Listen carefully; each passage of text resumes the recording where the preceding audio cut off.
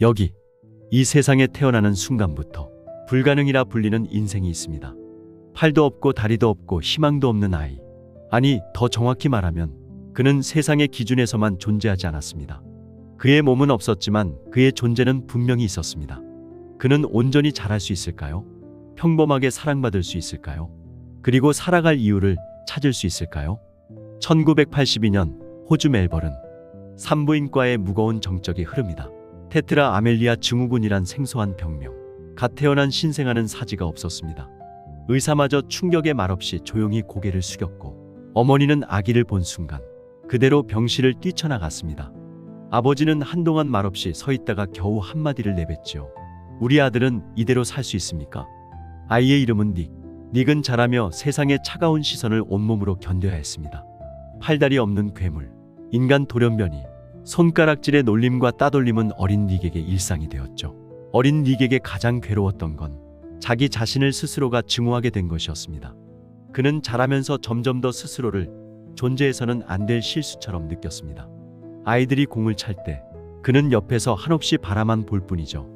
자신에게 흔들 수 있는 팔이 없다는 건, 세상을 자유롭게 뛸 수 있는 다리가 없다는 건, 어느 순간부터 사람 취급조차 받지 못한다는 뜻이었습니다. 집에 돌아온 닉은 거울을 마주했습니다. 닉은 그날을 회상합니다. 거울을 볼 수 없었어요. 내 얼굴을, 내 몸을 바라보는 게 나조차도 두려웠으니까요. 왜 나만 이래야 해요? 하나님, 당신은 도대체 왜 나를 이렇게 만들었죠? 제가 하나님 당신께, 아니 이 세상에 무엇을 잘못했나요? 닉은 하나님을 원망하고 원망했습니다. 아니 하나님을 증오하고 경멸했죠. 10살이란 그 어린 나이에 그는 욕조에 들어가 스스로 생을 마감하는 행동을 시도합니다. 그것도 한 번도 아닌 3번의 시도였죠. 그런데 그 마지막 순간 그의 마음을 붙잡은 단 하나가 있었습니다. 훗날 닉은 그날을 이렇게 회상합니다. 엄마와 아빠가 너무 슬퍼하시는 모습을 봤어요. 그러고 나서는 항상 저와는 환한 미소로 따뜻한 대화를 나누곤 했었죠. 그때 엄마 아빠가 나를 너무 사랑한다는 사실을 어렴풋이 깨달았어요. 그래서 나는 죽을 수 없었습니다. 닉이 13살이 되던 무렵 학교에서 한 영상이 상영됩니다. 영상 속에서 한쪽 다리를 잃은 청년이 환하게 웃고 있었죠. 닉은 생각합니다. 저 사람도 나만큼 힘들 텐데 도대체 뭐가 좋아서 웃고 있는 거지? 닉은 처음으로 질문을 바꾸기 시작합니다. 나도 누군가에게 희망이 될 수 있을까? 그게 가능한 일일까? 닉에게도 보통 사람은 상상도 못할 희망이 있었습니다. 그것은 닉의 왼쪽 엉덩이에 있는 약 10cm의 돌기였습니다. 그 돌기 끝에 작은 발가락 2개가 붙어 있었죠. 세상은 그것을 쓸모없는 신체라고 말했지만 닉은 그것을 삶의 날개라고 불렀습니다. 그는 이 작은 돌기로 컴퓨터 자판을 한 글자씩 치고 플라스틱 컵에 빨대를 꽂아 물을 마시고 휴대폰을 조작하고 양치도 하고 혼자 옷도 입을 수 있게 됩니다.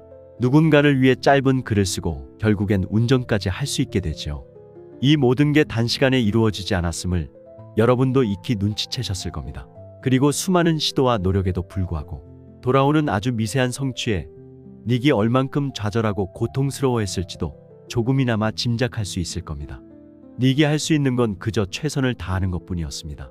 스스로의 삶을 일으키기 위해선 다른 방법은 아무것도 없었기 때문이죠. 특수하게 개조된 차량에서 그는 돌기를 조이스틱처럼 밀어 방향을 조절하고 가속과 브레이크는 전자식으로 제어합니다. 닉은 말합니다. 운전은 내 인생의 2번째 날개였어요. 내가 나를 원하는 곳으로 데려갈 수 있다는 건 누군가에게 의존하지 않는 완전한 자유처럼 느껴졌거든요. 내가 내 인생을 움직인다는 선언이기도 했죠. 닉이 수영을 시작했을 땐 아무도 믿지 않았습니다.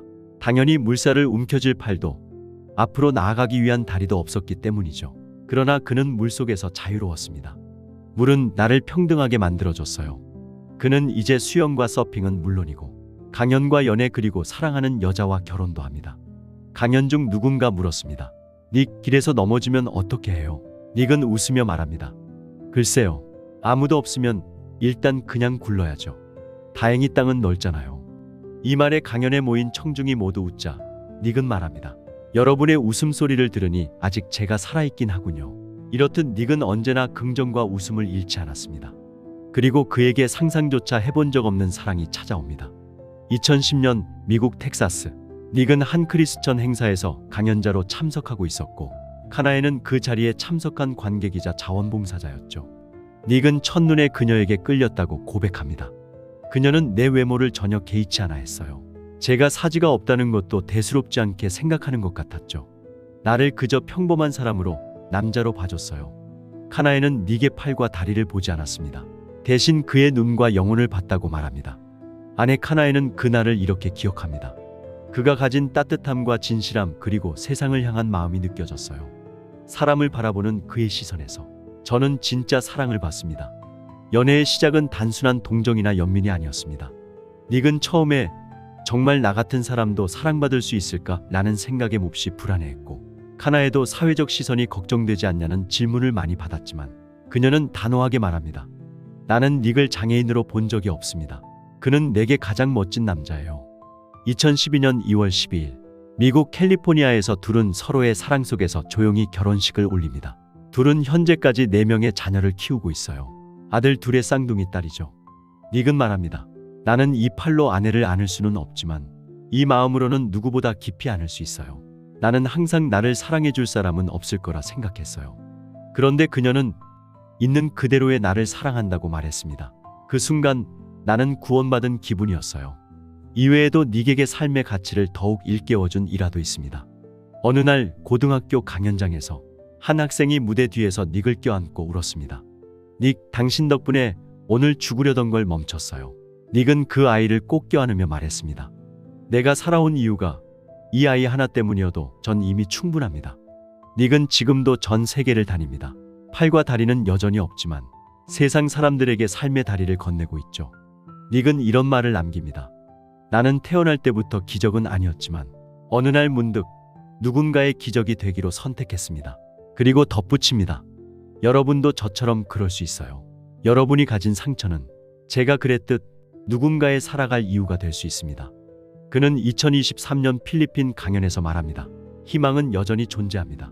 제가 여러분께 희망이 있다는 것을 100% 보장합니다. 그리고 덧붙여 말하죠. 왜냐하면 당신이 어떤 모습이든 당신은 하나님의 걸작이니까요. 저처럼 말이죠. 지금 이 영상을 보고 있는 여러분도 누군가의 기적일 수 있습니다.